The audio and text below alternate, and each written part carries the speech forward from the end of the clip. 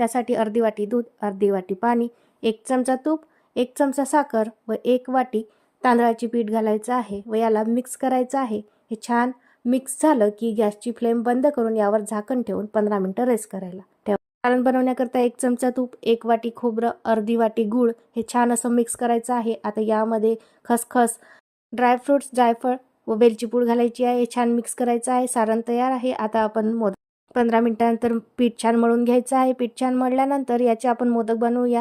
मोदकच्या साच्याला तूप लावून यामध्ये उकळाची पारी भरून यामध्ये आपल्याला सारण भरायचं आहे व याला बंद करायचं आहे। मस्त असा आपला हा मोदक तयार झालेला आहे। अशा प्रकारे संपूर्ण मोदक तयार करून घ्यायचे आहे। त्यानंतर याला आपण उकळायला ठेवणार आहोत। तर एका भांड्यामध्ये पाणी ठेवून त्यावर चाळणी ठेवून त्याला तूप लावून यावर आपण मोदक ठेवणार आहोत।